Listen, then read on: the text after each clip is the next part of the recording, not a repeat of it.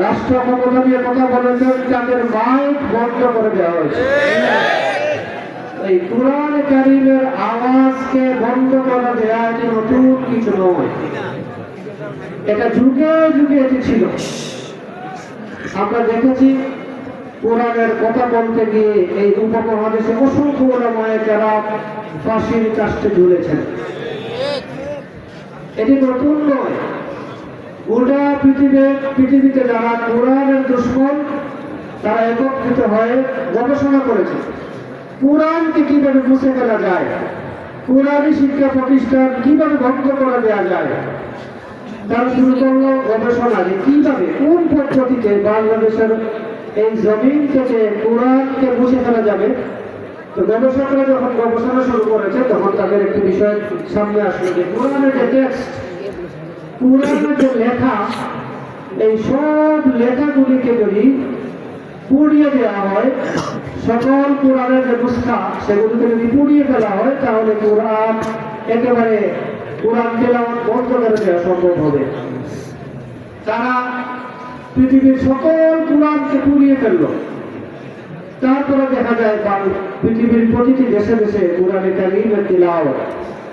তখন তারা চিন্তা করলো যে গবেষণায় ভুল রয়েছে, সকল ছাপাখানা পুড়িয়ে দিল এবং তারা এই কোরআন নিঃশেষ করার জন্য কোরআনে হাফিজদেরকে হত্যা করা শুরু করল। কিন্তু আল্লাহ রাব্বুল আলামিনের ঘোষণা, এই কোরআনকে কিয়ামত পর্যন্ত সংরক্ষণ করবেন। আমাদের দেশে দেখবেন অন্ধ মানুষ, কিন্তু অন্ধ বাচ্চা সে কোরআনে কারীমের তিলাওয়াত করতে পারে। ঠিক মহিলা, সে অন্ধ মহিলা, প্রতিবন্ধী মহিলা, তারাও কোরআন পড়তে পারে। আল্লাহ রাব্বুল আলামিনের এই অপরিসীম নিয়ামত মহাগ্রন্থ আল কোরআন যেটি আজ পর্যন্ত যেভাবে ছিল ঠিক সেরকম আল্লাহ রাব্বুল আলামিন রেখে দিয়েছেন। তারপর ভাইরা, এই যে কোরআন আমাদের সামনে আছে নিয়ামত হিসেবে, এটি আমরা জীবন দিয়ে ধারণ করেছি, যে কারণে আল্লাহ রাব্বুল আলামিন আমাদের প্রত্যেকের সিনার মধ্যে কোরআনে কারীম রেখে দিয়েছেন। বাংলাদেশের যত মুসলমান আছে তার মধ্যে এরকম কোন মুসলমান পাওয়া যাবে না যে সূরা ফাতিহা মুখস্থ নেই। আমার ভাইরা, যখন ষড়যন্ত্রকারীরা ব্যর্থ হলো কোরআনে কারীমকে নিশ্চিহ্ন করে দেয়া, তখন তারা শুরু করলো সবচেয়ে বড় ষড়যন্ত্র। আপনারা দেখেছেন আজকাল অনেক বুদ্ধিজীবী আছেন যারা বলেন কোরআন বুঝে না পড়লে কোনো সওয়াব নেই। শুনেছেন এ কথা? আমরা দেখেছি কিছু কবি তারা বলে না বুঝে পড়লে কোরআন শয়তানেরই দুরাই পড়ান। শুনেছেন এ কথা? এর মাধ্যম হলো যে বাংলাদেশ থেকে যখন হত্যা করে কোরআনের আওয়াজ বন্ধ করা যায় নাই, জেলে পাঠিয়ে কোরআনের মাহফিল বন্ধ করা যায় নাই, এজন্য তারা কৌশল পাল্টে এখন বলে না বুঝে পড়লে কোরআন, খুশি হয় শয়তানের পড়া। আমার ভাইরা, আপনারা সবাই কোরআন পড়েছেন, আমরা পড়ি আলিফ লাম মিম যালিকাল কিতাবু লা রাইবা ফীহ। এখানে যে কোরআনে কারীমের তিলাওয়াত আমি করলাম, যে এখানে আলিফ লাম মিম এটি কোরআনের অংশ। এই তিন অক্ষরের কি হরফের কি তর্জমা আজ পর্যন্ত কেউ বলতে পারবে না। বলতে পারবে? কোরআনে কারীমের এই তর্জমা যখন বুঝে আসে না, তাহলে না বুঝে কোরআন পড়লে কিভাবে ভুল হয়? এটা হচ্ছে আগে যারা কোরআনে কারীমের শত্রু ছিল, কোরআনের দুশমনরা নতুন ভাবে মানুষদেরকে কোরআন থেকে দূরে সরে দেওয়ার জন্য এই চক্রান্ত শুরু হয়েছে। আপনারা দেখবেন যে আমাদের সামনে আকাবির যারা গত হয়েছেন, সাহেব বালিয়াস, আল্লামা নুরুদ্দিন গহরপুরি সহ উলামায়ে কেরামরা যেভাবে নামাজ পড়েছেন, আজকালকার কিছু মানুষ বের হয়েছে যারা সবসময় নতুন নামাজ শুরু করেছে। দেখবেন উলামায়ে কেরাম, সাহাবায়ে কেরাম থেকে যে আমল শুরু হয়েছে, যেভাবে নামাজ পড়তে সাহাবায়ে কেরাম শিখিয়েছেন, উলামায়ে কেরাম শিখিয়েছেন, তারা সব সময় নামাজের কথা বলতেন, নফলের কথা বলতেন, সুন্নতের কথা বলতেন। কিন্তু আজকাল অনেক শায়েখ বের হয়েছেন যারা বলেন সুন্নত না পড়লে চলবে, নফল না পড়লে চলবে, শুধুমাত্র ফরজ পড়লে চলবে, এরকম শায়েখ আছেন। তো তারা আজকে এই কোরআন থেকে দূরে সরে দেওয়ার জন্য এ সকল কথা আজকে বাংলাদেশে শুরু করেছে।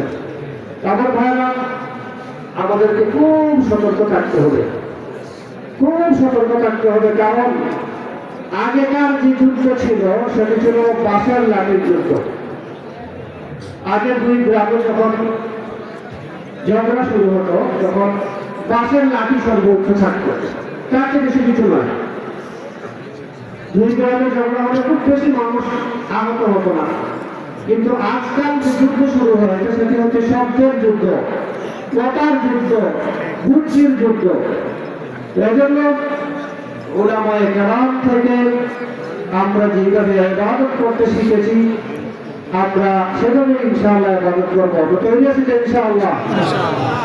সম্মানিত ভাইরা, আল্লাহ রাব্বুল আলামিন আমাদের উপর নিয়ামত দিয়েছেন বিদায় আসরাবুল উলুম বালিয়া প্রতিষ্ঠিত হয়েছে এবং এই প্রতিষ্ঠানে উলামায়ে কেরামরা যুগ যুগ ধরে কোরআনে কারীমের তালিম আমাদেরকে দিয়ে যাচ্ছেন। সম্মানিত ভাইরা, তো কোরআন যদি আমরা পড়ি তাহলে আমাদের কি ফায়দা? কারণ বাংলাদেশের মানুষ বা পৃথিবীর সকল মানুষ ফায়দা চায়, এর দ্বারা কি ফায়দা? তো আমরা যদি কোরআন পড়ি তাহলে আমাদের প্রথমত যে ফায়দা হচ্ছে সেটি হচ্ছে আমরা যদি কোরআনের একটি হরফ পড়ি তাহলে আল্লাহ রাব্বুল আলামিন আমাদেরকে 10 নেকি দান করবেন। তো কোরআনে কারীমের প্রতিটা হরফ টু হরফ যদি আমরা তিলাওয়াত করি আল্লাহ রাব্বুল আলামিন আমাদেরকে নেকি দান করতেই থাকবেন। এই নম্বর যে বিষয়, কোরআনে কারীমের তিলাওয়াত করার কারণে ব্যক্তির মর্যাদা বৃদ্ধি হয়। কোরআনে কারীম নাযিল হয়েছে আমাদের সর্বশ্রেষ্ঠ নবী বিশ্বনবী মুহাম্মদুর রাসূলুল্লাহ সাল্লাল্লাহু আলাইহি সাল্লামের উপর। আরো অনেক আসমানী কিতাব অবতীর্ণ হয়েছে বিভিন্ন আম্বিয়া কেরামদের উপরে, কিন্তু কোরআনের বরকতে মুহাম্মদুর রাসূলুল্লাহ সাল্লাল্লাহু আলাইহি সাল্লাম সকল আম্বিয়া কেরামের সরদার হয়েছেন। কারণ কোরআন সর্বোত্তম গ্রন্থ, যে কারণে মহানবী হযরত মুহাম্মদ সাল্লাল্লাহু আলাইহি ওয়াসাল্লাম পৃথিবীর শ্রেষ্ঠ নবী হিসেবে আবির্ভূত হয়েছেন। কোরআন রমজানুল কারীমে অবতীর্ণ হয়েছে, যে কারণে সব মাসের মধ্যে উত্তম মাস হচ্ছে রমজানুল কারীম। আর সব থেকে উত্তম যে রজনী লাইলাতুল কদর সেটি এই রমজানুল কারীমে রয়েছে, যেটি হাজার রাত্রি ইবাদত করার চেয়ে উত্তম। আমার ভাইরা, যে কোরআন মহানবী সাল্লাল্লাহু আলাইহি ওয়াসাল্লামের উপর অবতীর্ণ হওয়ার পরে শ্রেষ্ঠ নবী হয়েছেন, যে মাসে অবতীর্ণ হয়েছে সেই মাস শ্রেষ্ঠ মাস হয়েছে, হাজার রাত্রি রজনীতে ইবাদত করার মতো একটি রাত রমজানে হয়েছে। আর এই যে কোরআন আমরা পেয়েছি, এজন্য আমরা যদি কোরআন তিলাওয়াত করি তাহলে আল্লাহ রাব্বুল আলামিন আমাদের মর্যাদাকে আরো উঁচু করবেন, আরো উঁচু করবেন। বিশেষ করে আল্লামা জওহরপুরী রাহমাতুল্লাহ আলাইহি, আপনারা জেনেছেন যে উনি 1 মাসে হিফজ করেছেন কোরআনে কারীম, 1 মাসে হিফজ করে তারাবি পড়িয়েছিলেন। শেখ দালিয়া রাহমাতুল্লাহ আলাইহি সর্বক্ষণ কোরআনে কারীমের তিলাওয়াত করতেন, যে কারণে শেখ দালিয়া আল্লামা জওহরপুরী রাহমাতুল্লাহ আলাইহিকে কোরআনের পদৌলতে দেশের সীমানা পেরিয়ে পৃথিবীর বিভিন্ন উলামায়ে কেরামরা তাদেরকে চিনতেন। তো আজকে বিশেষ করে আমাদের আকাবির ও আসলামদেরকে আমরা যখন দেখতাম, বিশেষ করে আমরা যারা বালিয়ার হুজুরকে দেখেছি, বালিয়ার হুজুর যখন সাপ্তাহিক বিভিন্ন তদবির করতেন তখন বাংলাদেশের বিভিন্ন অঞ্চল থেকে মানুষ আসতো। দেখেছেন অনেকে? কোনো মানুষ পাগল, কাউকে হাত পা বেঁধে হুজুরের কাছে নিয়ে আসছেন, কেউ অর্ধ পাগল, কেউ পুরো বেহুশ, কিন্তু হুজুর কখনো হয়তো লাঠি দিয়ে ছোঁয়া দিয়েছেন, পাগল ভালোভাবে কথা বলা শুরু করে দিয়েছে, দেখেছেন এই সমস্ত ঘটনা। এগুলির কারণ ওনারা কোরআনের সাথে ওইভাবে সম্পর্ক করতে পেরেছিলেন, কোরআনের সাথে কোরআনের আলোয় নিজেকে আলোকিত করতে পেরেছিলেন, যে কারণে সাধারণত কোনো যারা পাপী অপরাধী তারা এই ওলামায়ে কেরামদের সামনে বা লিয়ার হুজুরদের সামনে আসতে ভয় পেত। তাদের চোখের দিকে তাকালে এরকম মনে হতো যে উনি সকল অপরাধ দেখতে পাচ্ছেন। এইসব কিছুর একমাত্র কারণ তারা কোরআনের সাথে সম্পর্ক তৈরি করতে পেরেছিলেন। তো আমার ভাইরা, আমরা যদি কোরআন পড়তে পারি কোরআনের মতো করে, তাহলে আল্লামা গোবরপুরী রহমতুল্লাহ আলাইহির মতো, শায়েখে বালিয়ার মতো আমরা নিজেকে আলোকিত করতে পারবো ইনশাআল্লাহ।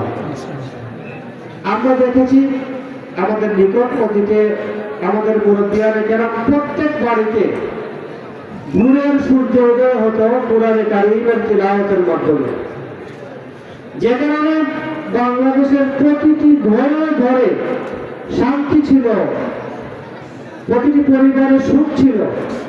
কিন্তু আজকে যখন আমাদের পরিবারগুলো প্রতিটি ঘর থেকে যখন কোরআনে কারীমের তিলাওয়াত বন্ধ হচ্ছে, প্রতিটি পরিবারে আজকে অশান্তির ছোঁয়া নেমে এসেছে। ঠিক একটা সময় ওয়াজ মাহফিলগুলোতে অথবা আমরা যারা যখন চলাফেরা করতাম, আমাদের পকেটে মোবাইল ছিল না। যখন মোবাইল প্রথম আমাদের সমাজে আবিষ্কৃত হলো, তখন মোবাইলে যে রিংটোন, কল আসলে যে রিং বাজে, সেটি বাজনা ছিল। আমরা প্রথম প্রথম যখন মোবাইলের রিংটোনে বাজনা শুনতাম, আমাদের হৃদয় কেঁপে উঠতো ভয়ে, যে এটা একটি গানের আওয়াজ। তো এরপরে আস্তে আস্তে আস্তে আস্তে আমাদের পকেট গুলোতে সিনেমা হলের পরিণত হয়ে গেল মোবাইলের কারণে। আর আমরা আস্তে আস্তে আস্তে আস্তে কোরআন থেকে দূরে সরা শুরু হয়েছে। আমার ভাইরা, আজকে আমাদের সমাজে অশান্তি, আমাদের পরিবারে অশান্তি, সর্বত্র আজকে অশান্তি। আপনারা দেখেছেন আমাদের দেশে একটি পরিবর্তন হয়েছে। এই পরিবর্তনের পরে আমরা আশাবাদী যে আমাদের দেশে দুর্নীতি মুক্ত হবে। কিন্তু যখন আমাদের দেশে পরিবর্তন হয়, যে দুর্নীতিবাদ যারা পালিয়ে গিয়েছে তারা আর এই কর্মী শিক্ষাদানের মধ্যে পার্থক্য একটি, যে আপনি দেখবেন যে বিগত 24শে জুলাইয়ের শেষে আগস্টে যারা বাংলাদেশ থেকে পালিয়ে গিয়েছেন তারা কেউ কওমি মাদ্রাসার আলেম নয়। যারা গিয়েছেন তারা আমাদের দেশের সর্বোচ্চ শিক্ষায় শিক্ষিত। আপনারা দেখেছেন আমাদের সিলেটের সীমান্তে দেশের সর্বোচ্চ বিচারপতি যিনি কলা পাতায় শুয়ে আছেন, দেখেছেন? তো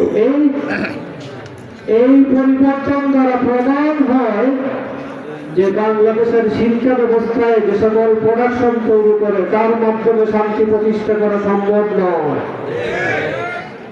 এই শিক্ষায় যারা শিক্ষিত হয়েছেন তারা লুটপাট করেছেন, লুটপাটের ইতিহাস তৈরি করেছেন, এমন লুটপাট করেছেন এই জমিন তাদেরকে জায়গা দেয় নাই।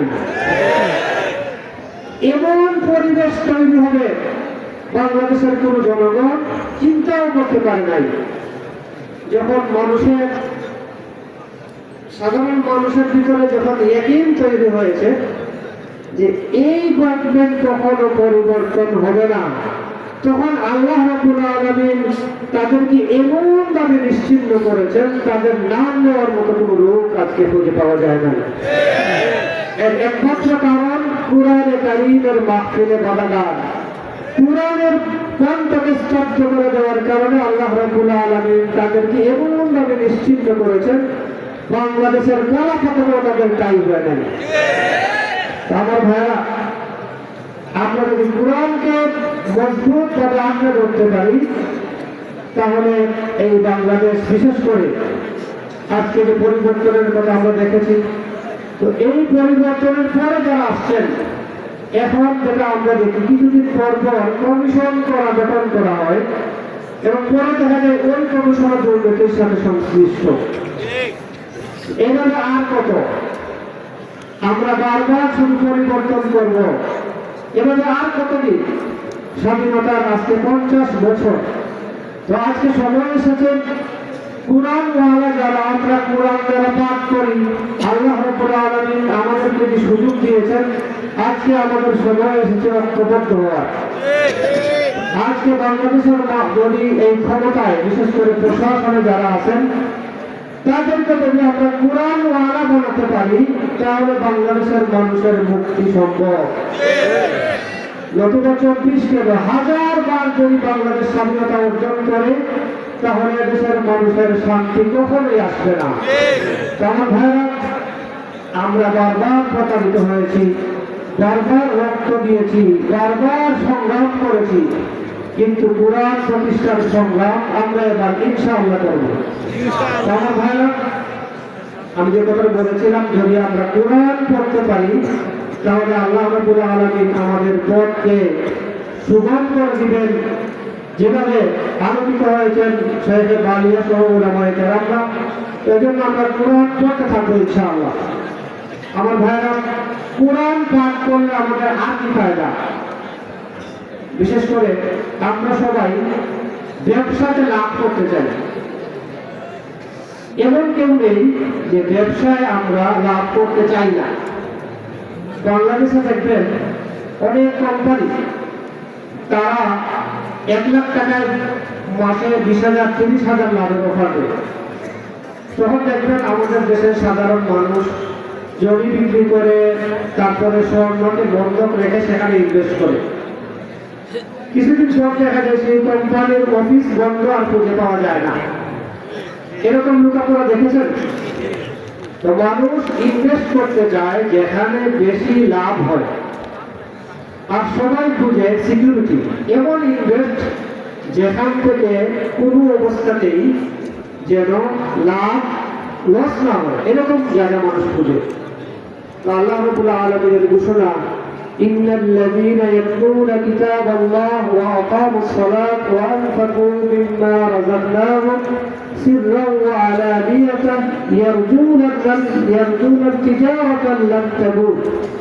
আল্লাহ রাব্বুল আলামিনের ঘোষণা, যারা কুরআন পাঠ করে এবং যারা নামাজ আদায় করে, যাকাত প্রদান করে এবং আল্লাহ রাব্বুল আলামিন তাদেরকে যে সম্পদ দিয়েছেন তার থেকে আল্লাহর পথে খরচ করে প্রকাশ্য অথবা গোপনে, তাদেরকে আল্লাহ রাব্বুল আলামিন এমন ব্যবসার সাথে তুলনা করেছেন যেটা কখনো কোনো লোকসান হয় না। তো আমার ভাইরা, যদি আমরা কুরআন পড়তে পারি, আমাদের আকাবির ও আসলাফরা রাতের শেষ প্রহরে দাঁড়িয়ে যখন একেবারে নীরবে কুরআন তিলাওয়াত করেছেন এবং আল্লাহ রাব্বুল আলামিন তাদের তিলাওয়াত এত পছন্দ করতেন, আল্লাহ রাব্বুল আলামিনের ঘোষণা অনুযায়ী রাতের শেষ প্রহরের এই তিলাওয়াত শোনার জন্য ফেরেশতারা জমিনে অবতরণ হতে থাকতেন। আমার ভাইরা, আজকে এই কুরআনের তিলাওয়াত থেকে দূরে থাকার কারণে আজকে আমরা সর্বদিক থেকে বঞ্চিত। আমার ভাইরা, আজকের এই মাহফিল থেকে আমরা সিদ্ধান্ত নেব যে আমরা প্রতিদিন অন্তত কুরআনের একটি পৃষ্ঠা আমরা তিলাওয়াত করব ইনশাআল্লাহ। আমার ভাইরা, আমরা যদি কুরআন গবেষণা করি তাহলে আমরা একটি বিষয় দেখি যে আল্লাহ রাব্বুল আলামিন বান্দার অনেক ভুল ত্রুটি হতে পারে। আল্লাহ রাব্বুল আলামিন আমাদের ছোটখাটো সকল গুনাহকে ক্ষমা করে দিবেন, কিন্তু একটি গুনাহ আল্লাহ রাব্বুল আলামিন কখনোই ক্ষমা করবেন না। আমরা জেনেছি যে সেই গুনাহটি হচ্ছে শিরক। আল্লাহ রাব্বুল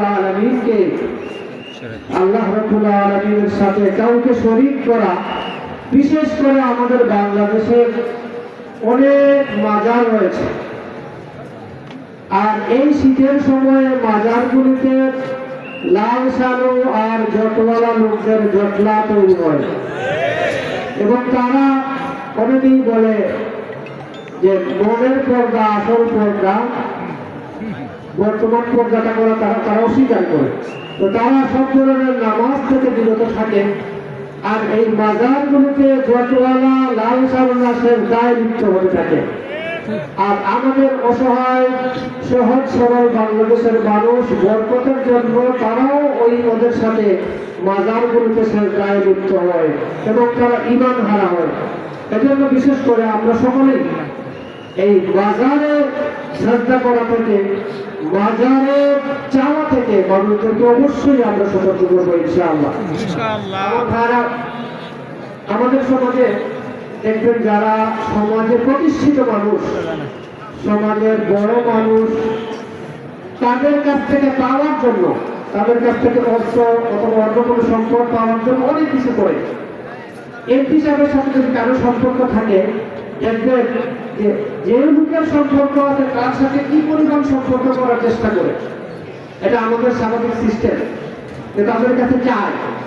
তো এইভাবে আশরাফ আলী থানভী রহমতুল্লাহ আলাইহি একটি বর্ণনা লিখেছেন যে খলিফা হারুনুর রশিদের আমলে একটা লোক তার অর্থের প্রয়োজন, এজন্য সে খলিফাকে খুঁজতে একেবারে পেরেশান, হাঁটা শুরু করলো, সফর করতে এক সময় সে মক্কাতুল মুকাররমায় পৌঁছে গেল। তো ওই লোকটা, ওই ফকির লোকটা, সে মক্কায় পৌঁছার পর দেখতে পেল যে বাইতুল্লাহর মধ্যে হাতিমে কাবা, যেটা খোলা অংশ রয়েছে, হাতিমে কাবার মধ্যে এই খলিফা হারুনুর রশিদ দাঁড়িয়ে আল্লাহ রাব্বুল আলামিনের কাছে দুহাত তুলে প্রার্থনা করছেন, সাহায্য চাচ্ছেন। তো ওই ফকির সে বলল যে আমি তো ওনার কাছে এসেছি সাহায্য চাওয়ার জন্য, উনি তো সবচেয়ে বড় ফকির, উনি তো সাহায্য চাচ্ছেন, ওনার কাছে চাওয়া যাবে না। তো ওই ফকির সে বের হলো কাবা শরীফের সামনে রাস্তার মধ্যে, যেখান দিয়ে রাজা বাদশারা চলাফেরা করে, সেই রাস্তায় ওই সে গেল। তারপরে দেখলো সেখানে দুজন ফকির, একজন রাজা বাদশার কাছে অর্থ সম্পদ চাই, শুধুমাত্র কেউ গেলে এখানে ভিক্ষা চায় মানুষের কাছে, আর আরেকজন ফকির সে আল্লাহর কাছে সাহায্য চায়। দুই ফকির ছিল সেখানে। একজন বাদশাহ যিনি এই রাস্তা দিয়ে যাচ্ছিলেন, ওই দুই ফকিরকে দেখলেন, দেখার পর উনি এক ফকিরকে যে ফকির মানুষের কাছে সাহায্য চায় তাকে উনি একটি আস্থা একটা মোড়ক তাকে উনি দিলেন, এবং মোড়কটা হচ্ছে একেবারে গ্রিল করা। আমরা যে দেখি বিভিন্ন রেস্টুরেন্টের বাইরে মোড়কগুলি ঘুরতে থাকে, গ্রিল চিকেন ওই ফকিরকে দিলেন। আর যে আল্লাহর নামে সাহায্য চায়, আল্লাহর কাছে সাহায্য চায়, তাকে উনি 2 রিয়াল দিলেন। কিছুদিন পরে বাদশাহ পথ দিয়ে আসতেছিলেন, তখন দেখলেন যে একজন ফকির আছে আর আরেকজন ফকির নাই। তখন উনি জিজ্ঞেস করলেন যে আরেকজন ফকির ছিল, সে কোথায়? তো মানুষের কাছে যে সাহায্য চায় সে বলল যে সে তো এখন ধনী হয়ে গেছে, সে আর আসে না। আপনি তো আমাকে দিতেন মৃত মুরগ, যেটা জবাই করা, গ্রিল করা, আর তাকে দিতেন 2 রিয়াল। তখন উনি জিজ্ঞেস করলেন তুমি মুরগি কি করতে? তখন মানুষের কাছে সাহায্য চাওয়ালা ফকির বলল যে আমি এই মুরগটা ওই ভিক্ষুকের কাছে বিক্রি করতাম 2 রিয়ালের বিনিময়ে। আপনি যদি আমাকে জীবিত মুরগ দিতেন তাহলে হয়তো সেটির থেকে ডিম বের হতো, আর ডিম থেকে আবার মুরগ পেতাম, তাহলে হয়তো এক সময় আমি ধনী হয়ে যেতাম। যখন বাচ্চাটাকে বললেন যে আমি যে তোমাকে মুরগের গ্রিল তোমাকে দিতাম, তার ভিতরে একটি করে স্বর্ণ মুদ্রা দিয়ে দিতাম, আর তুমি ওই লোকটাকে সেই স্বর্ণ মুদ্রার মুরগিটা তুমি তার কাছে বিক্রি করেছো 2 রিয়ালের বিনিময়ে। কারণ সে আল্লাহর কাছে সাহায্য চাইতো, আল্লাহর কাছে সাহায্য চাইতো, যে কারণে আল্লাহ রাব্বুল আলামিন তাকে এই পরিমাণ নিয়ামত দিয়েছেন, সে মুহূর্তেই ধনী হয়ে গিয়েছে। আর মানুষের কাছে সাহায্য চাওয়ার কারণে ফকির থেকে গিয়েছে। আমার ভাইরা, আজকের সময়ে যারা মাজারে সেজদা করেন, মাজারে গিয়ে সাহায্য চান, তারা ঈমান হারা হবেন, পাশাপাশি তারা মাজারের সেজদা করতেই থাকবেন। আল্লাহ রাব্বুল আলামিন আমাদেরকে দ্বীনে ইলম দিয়েছেন, এজন্য মাজারের এই সমস্ত কার্যক্রম থেকে আমরা দূরে রয়েছি। সম্মানিত ভাইরা, সর্বশেষ আমরা জানি বাংলাদেশ সাম্প্রদায়িক সম্প্রীতির দেশ। হিন্দু মুসলিম এদেশে অর্ধশত বছর ধরে বাস করে। যখন বাংলাদেশের হিন্দু উগ্র সংগঠন ইসকন বাংলাদেশে কার্যক্রম শুরু করেছে, তখন থেকেই বাংলাদেশের মুসলমানদের রক্ত ঝরা শুরু হয়েছে। আমরা দেখেছি গত 15 দিন আগে বাংলাদেশে ইসকন জঙ্গিরা আদালত চত্বরে হত্যা করেছে, যার প্রেক্ষিতে বাংলাদেশের সকল জনগণের মধ্যে জাতীয় ঐক্য তৈরি করা হয়েছে। আপনারা দেখেছেন চিন্ময় দাসকে গ্রেফতার করা নিয়ে বাংলাদেশের সকল ইসলামপন্থী এবং সকল রাজনৈতিক দল ঐক্যবদ্ধ হয়েছে। কিন্তু আজকে অত্যন্ত দুঃখজনক বিষয় হচ্ছে 15 দিন পরে যাদেরকে আমরা শীর্ষ সংগঠন হিসেবে জানতাম, সন্ত্রাসী হিসেবে দেশ জানত, সকল পত্রিকা তাদের বিরুদ্ধে লিখত, আজকে 15 দিন পরে এসে সবাই নীরব। আপনাদেরকে বলতে চাই, বিশেষ করে ইসকন সন্ত্রাসীদের বিরুদ্ধে আমাদের প্রতিটি পাড়ায় পাড়ায়, প্রতিটি মসজিদের নিম্বর থেকে অবশ্যই আওয়াজ আসা দরকার। ইসকন যে কতদিন বাংলাদেশে থাকবে, বাংলাদেশের জনগণ শান্তিতে থাকতে দিবে না। এজন্য প্রত্যেক মহল্লা থেকে এই শীর্ষ সংগঠন, জঙ্গি সংগঠন ইসকন নিষিদ্ধ করার দাবিতে আমরা সবাই ঝাঁপিয়ে পড়বো ইনশাআল্লাহ। আল্লাহ রাব্বুল আলামিন আমাদের দেশকে হেফাজত করুন এবং এই দেশের প্রতিটি ঘরে ঘরে কোরআনের আওয়াজকে পৌঁছে দেওয়ার তৌফিক দান করুন। ওয়া আখিরু দাওয়ানা আলহামদুলিল্লাহি রাব্বিল আলামিন।